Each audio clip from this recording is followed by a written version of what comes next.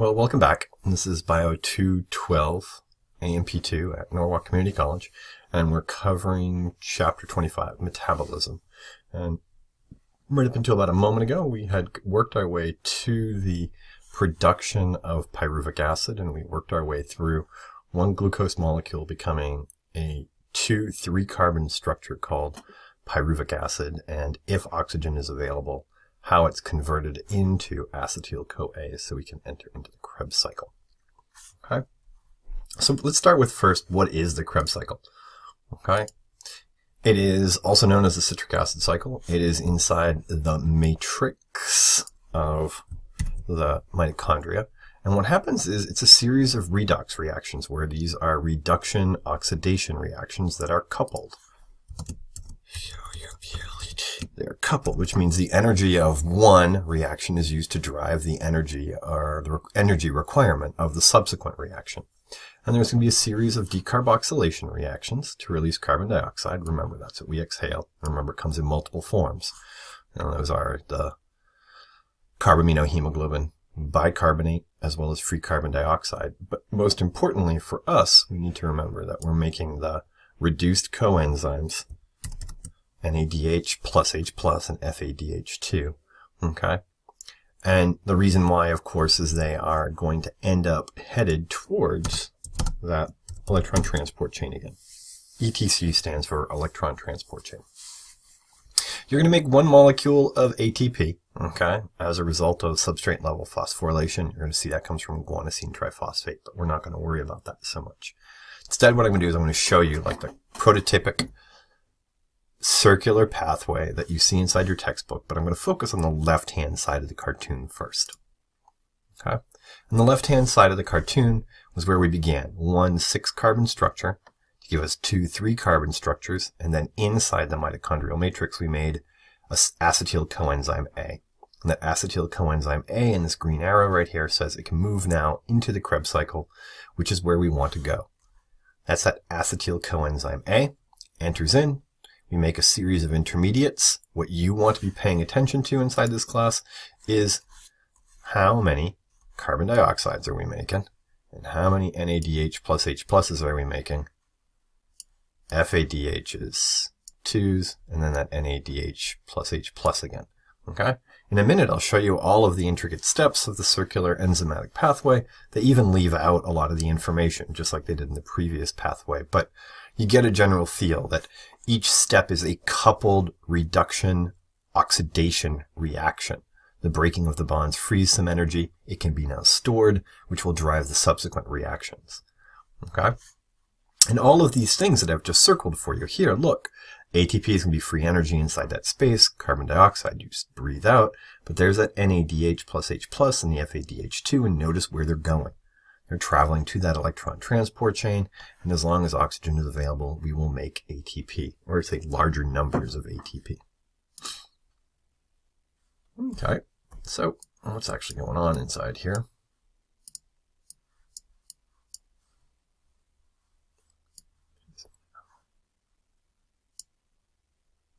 So let's take a look at that figure I was telling you about. Okay, so again, you don't need to worry about all the intermediates or drawing them out or anything like that. What you want to see is that acetyl coenzyme A is entered into the Krebs cycle. It's converted into one structure, citric acid, which is then converted into isocitric acid. And in the process of converting isocitric acid into alpha-ketogluteric acid, look, we break off a carbon dioxide. So you know we're going to have carbon dioxide to exhale. We're going to take NAD plus and convert it into NADH plus H plus. Then that alpha-ketogluteric acid is decarboxylated to make succinyl-CoA. And then we take GTP to phosphorylate ADP to make ATP. And that's where that one ATP molecule comes from. So if you have 2 coenzyme A's going through, you have 2 ATPs being made. That CoA is broken off again. We have now succinic acid. That is now trapping energy in the FAD into FADH2, which then travels around to fumaric acid. With water present, we will hydrolyze. It said dehydration, I'm sorry. We will hydrolyze the fumaric acid, okay, into malic acid. And that malic acid, when broken down into oxaloacetic acid will release now reduced energy into NAD plus to give us NADH plus H plus. And again, all these arrows are headed to the electron transport chain. So one more time, just to make sure you're not freaking out about this. Don't memorize all of the intermediates. I want you to see where carbon dioxide is coming from, where ATP is coming from, and where NADH plus H plus, as well as FADH2 is coming from. You're going to see most of it is made inside the Krebs cycle. So what have we actually done? Well, we've made something that can be transported to this thing that's called the electron transport chain. And it's a series of electron carriers. And I don't know how to impress upon you how important this is. But electrons are those little tiny things with essentially no mass but a negative charge that are flying around the protons and neutrons of cells, right? So, cells, listen to me, of elements, okay? Can you tell I'm excited? Okay, and that energy is going to be passed in the mitochondrial membrane. Okay, so let me draw that for you. Here is a larger mitochondria, so you can get the idea. Here's the inner mitochondrial matrix. And inside this membrane right here, which is a phospholipid bilayer, we're going to put a series of proteins that have the ability to accept the electrons that we've been collecting. Okay? Those NAD plus converted to NAD H plus H plus, those electrons are going to be collected here and be passed through here. And as they come out, they take one molecule of oxygen and they break it into two individual oxygen molecules. So here's the gas, stable, O2. We break it using the energy to give us one oxygen here, another oxygen there. And the significance is that last part, the NADH plus H plus. You're going to see how we move those H pluses over here so that they can come combined to those oxygens. So we make water.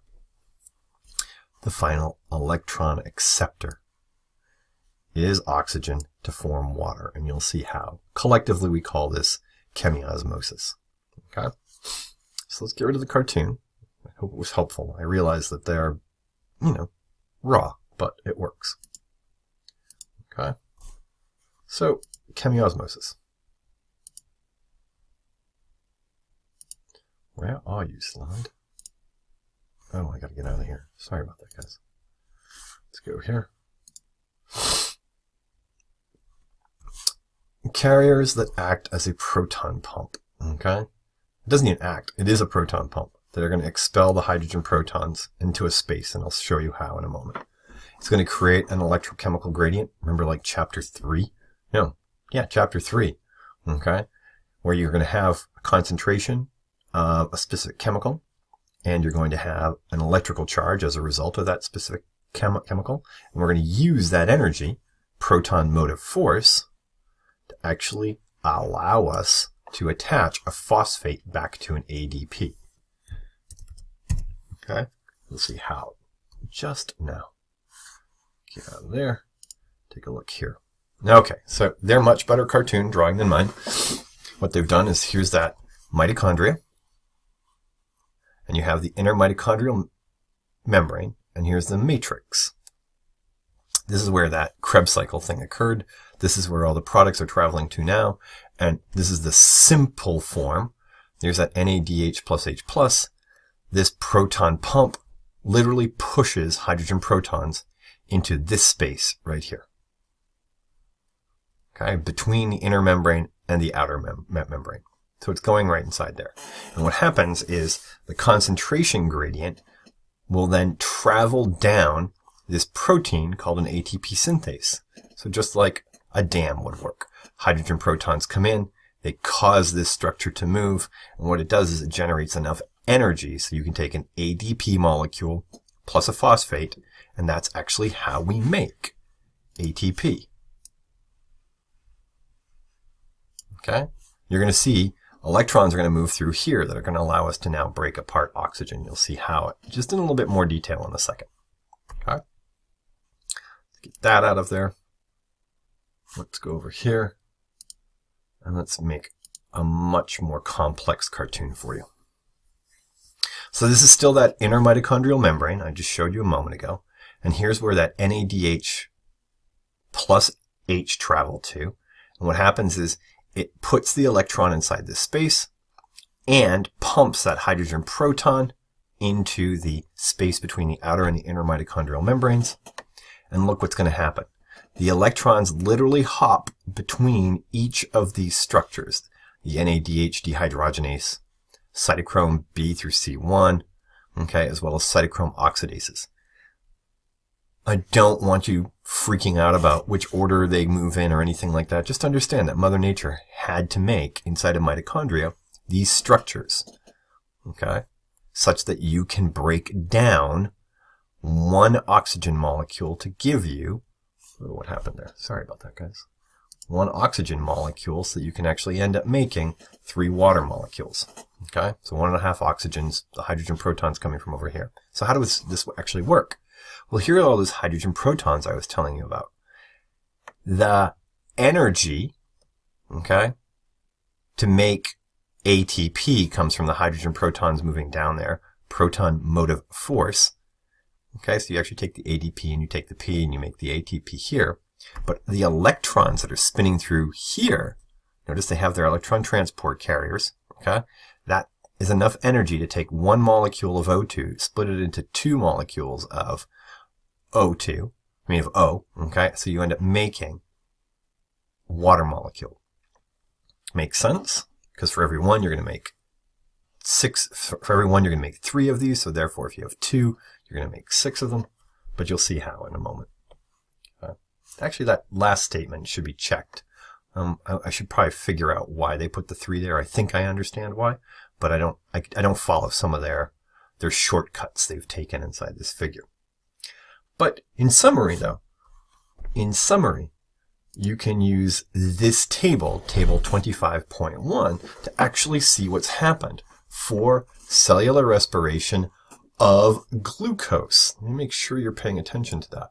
Okay, I need to actually...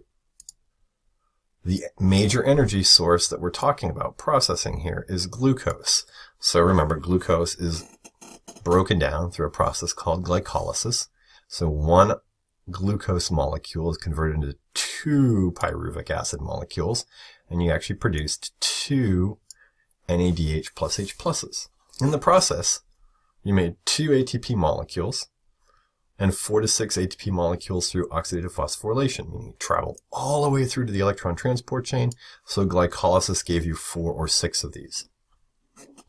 When we made acetyl coenzyme A from pyruvic acid, which you can see here, you make acetyl coenzyme from pyruvic acid there. The process, you remember, you made 2 NADH pluses, so you now have 6 ATPs, again through the electron transport chain. And then once we put that acetyl coenzyme A into the Krebs cycle, the output, okay, oxidation of succinyl-CoA to succinic acid all the way through gives us 6 NADH plus H pluses and 2 FADHs. And therefore, from here, you can see we make 16 ATP molecules. From here, we make 4. And when you sum all of these up, you should get 36 to 38 ATP molecules as a theoretical maximum. This system, although very efficient, is not 100% efficient. Okay, something can be stuck in the electron transport chain while you're doing the counting. That'd be the easiest way to explain it to you. So this is a great place for us to just review the entire summary of cellular respiration. Remember, we had external respiration, where we actually have gases coming into and out of our lungs. We have internal respiration, where gases travel from a capillary bed to cells and collection of waste. And now you can see cellular respiration actually occurs inside the cytosol of the cell first, which is where glycolysis occurs. And the remaining part of cellular respiration actually occurs inside the mitochondria, which is the most efficient portion, meaning we end up at the electron transport chain inside our cartoon here, taking that oxygen you've inhaled, breaking it down so you make water and ATP. Okay? So this is a pretty good place to transition into what we can do with glucose and or other materials, meaning triglycerides and or amino acids, to slot into normal glucose metabolism. Okay? So how does your cell utilize different forms of macromolecules, okay, to actually make ATP when something may or may not be available? Okay, so I'm going to pause here. I'm going to start that next piece in a couple minutes.